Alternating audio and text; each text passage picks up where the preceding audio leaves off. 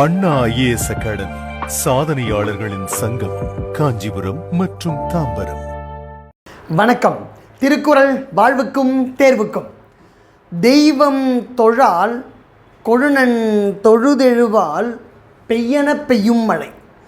இந்த உலகத்திலே யார் சொன்னால் மழை பொழியும் என்று வள்ளுவர் தெள்ளத் தெளிவாக விளக்குகிறார்.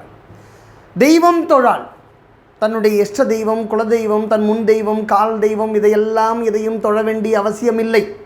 ஆனால் தன் கணவனே கண்கண்ட தெய்வம். கொழுநன் என்று சொன்னால் கணவன் என்று பொருள். தன் கணவனே கண்கண்ட தெய்வம் என நினைத்து அந்த கணவனை நாள்தோறும் தொழுது வணங்குகின்ற கற்புடை பெண்டீர் இந்த வான் நோக்கி மழையே நீ பொழிவாய் என்று சொன்னால் வான் மழையை பொழியுமா? இது என்னையா அது? பெண் சொன்னால் மழை பொழியுமா? இது எப்படி நியாயமாகும்ன்றா, நமக்கு மதுரை நகரை தீ உண்ண செய்தி என்று தெரியும் கண்ணகியினுடைய வரலாற்றிலே. தனக்கு அநீதி இழைக்கப்பட்ட இந்த நகர் மதுரை மாநகரை தீ உண்ணும் என கண்ணகி சொன்ன அடுத்த நொடி மதுரை நகரை தீ பற்றி உண்ணி எரிந்தது. தீயானது மதுரை நகரை உண்டது. அப்போது கற்புடை மாண்டீர் சொன்னால் இதெல்லாம் நடக்கும் என்பதற்கு சான்று பல இடங்களிலே இருக்கிறது. ஒரு கொக்கு தனக்கு தொந்தரவு கொடுத்து வந்தது என்று சொல்லி கொங்கணவர் உற்று நோக்குகின்ற வேளையிலே தன் பார்வையின் சக்தியின் காரணமாக கொக்கு தீப்பற்றி எரிந்தது. அதே போன்று தான் ஒரு வீதியில் சென்று ஒரு இல்லத்தின் முன் நின்று பிச்சை ஏற்க நிற்கும்போது அந்த கற்புடைய பெண்டீர் சட்டென்று எழுந்து வராது சற்று தாமதித்து வந்தபோது கொங்கணர் அதே சினத்தோடு உற்று நோக்குகிறார். அப்போது அந்த பெண் கூறுகிறாள், என்னை உன் பார்வை, உன் தவம், என்னை எதுவும் செய்யாது.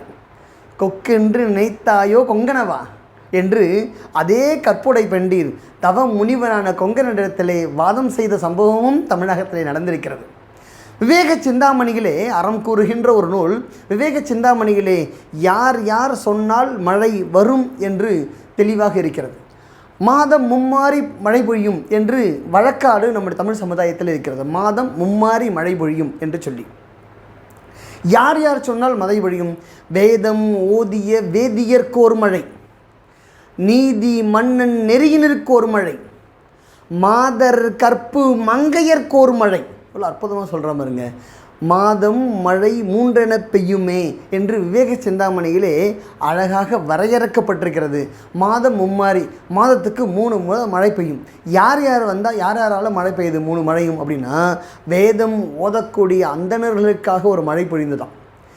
நெறியினில் தவறாது, நீதி வழுவாது, செங்கோல் ஆட்சி செய்து வந்த மன்னனுக்காக ஒரு மழை, மாதர் கற்புடை மங்கையர்க்கோர் மழை. எப்படி வார்த்தையை போடுற பாருங்க. கற்புடை மங்கையர், கற்புடை மங்கையர்க்கென்று ஒரு மழை பெய்தது.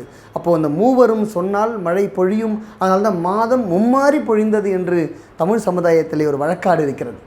இதே விவேக சிந்தாமணி யார் யாரெல்லாம் இந்த சமுதாயத்தில் இருப்பதனால் மழை பொய்த்து போகிறது என்றும் கூறுகிறது.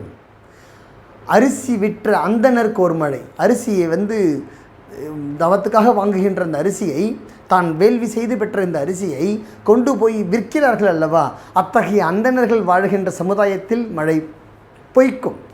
மழை பொழியாது, மழை பொய்க்கும். வரிசை தவறிய மன்னனுக்கு ஒரு மழை. எந்த ஒரு மன்னன் நீதி வழுவி, நீதி தவறி, நீதி நெறியினின்று பிறழ்ந்து ஆட்சி செய்கிறானோ அவன் இருக்கும் இடத்தில் மழை பொய்க்கும். புருஷனை கொன்ற பூவையர்க்கோர் மழை. எந்த ஒரு பெண் தன் இல்லத்திலே தன் இன்பத்திற்காக புருஷனை கொலை செய்ய துணிகிறாளோ அவள் இருக்கும் இடத்தில் மழை பொய்க்கும். இது விவேக சிந்தாமணி சொல்லுகின்ற கருத்து. இது அற்புதமாக நாம் நேர்மறை சிந்தனையோடு எங்கெங்கெல்லாம் மழை பொழியும் என்று சொன்னார் அல்லவா, அதை உற்று நோக்கினால் போதுமானது. வாழ்விற்கு தேவையானது என்று சொன்னால் மழை பொழியக்கூடிய இடங்கள் எங்கெங்கெல்லாம் மழை பொழியுது, யார் யாருக்காக மழை பொழியுது என்று பல இடங்களிலே அறங்கள் உணர்த்துகிறது.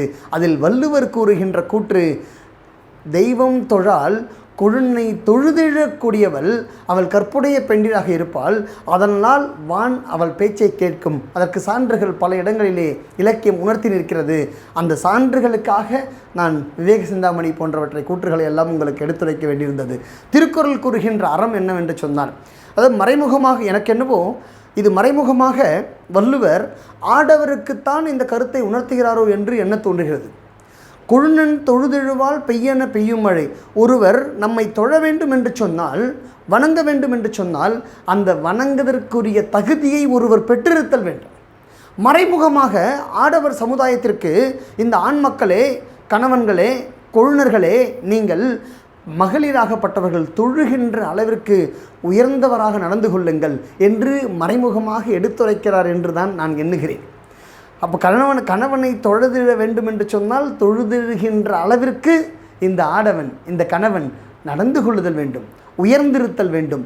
உள்ளத்திலும் உள்ள நடவடிக்கையிலும் அவன் உயர்ந்திருக்கும் போது மனைவி மாண்புடையவளாக, கற்புடையவளாக, இல்லத்தரசியாக, இல்லத்தை காக்கக்கூடியவளாக அவள் உருவெடுப்பாள். அப்படி இருக்கின்ற இந்த மாண்புடைய மகளிர் கூறும்போது வான் தன் மழையை பொய்விக்கும் என்று எடுத்துரைக்கிறது. இது வாழ்வுக்கு தேவையானது. தேர்வுக்கு என்ன வேண்டும்? யார் பெய்யென்றால் மழை பொழியும், யார் சொன்னால் மழை பொழியும், இது மாதிரி கேட்கலாம். பெய்யென பெய்யும் மழை என வள்ளுவர் யாரை குறிப்பிடுகிறார் என்று மாற்றி கேட்கலாம். யார் கூறினால் மழை பொழியும்? கொழுநன் தொழுதெழுபவள் கூறினால் மழை பொழியும். வள்ளுவருடைய நேரடி வாக்கு அதுதான். கொழுநனை, கணவனை தொழுதெழுபவள் கூறினால் மழை பொழியும் என்று எடுத்துரைக்கிறார். அதில் கோடிட்ட இடங்களும் கேள்வி கேட்கலாம். தெய்வம் தொழால் டேஷ் தொழுதெழுவாள். அப்போ தெய்வம் தொழக்கூடாது, டேஷ் தொழுதெழுவாள். தொழுதெழுவாள்னு சொன்ன உடனே நமக்கு எல்லாரும் இறைவனை பற்றி தான் சிந்தனை தோணும். ஆனால் வள்ளுவர் கணவன் கொழுநன் தொழுதெழுவாள் என்று கூறுகிறார். டேஷ் தொழுதெழுவாள் பெய்யென பெய்யும் மழை. அந்த டேஷ் அப்படின்றது கணவன், கடவுள், தந்தை அப்படின்னு ஏதாவது ஒரு சொல் கொடுக்கலாம். கொழுநன் என்ற கணவனை குறிக்கக்கூடியதாக இருக்கிறது. அப்போ 2 வகைகளிலே இந்த திருக்குறளிலிருந்து வினாக்கள் வரலாம். இதை குறித்து கொண்டிருப்பீர்கள் என்று நம்புகிறேன். நன்றி கண்மணிகளை. பார்க்கலாம். அண்ணா IAS அகாடமி, சாதனையாளர்களின் சங்கம், காஞ்சிபுரம் மற்றும் தாம்பரம்.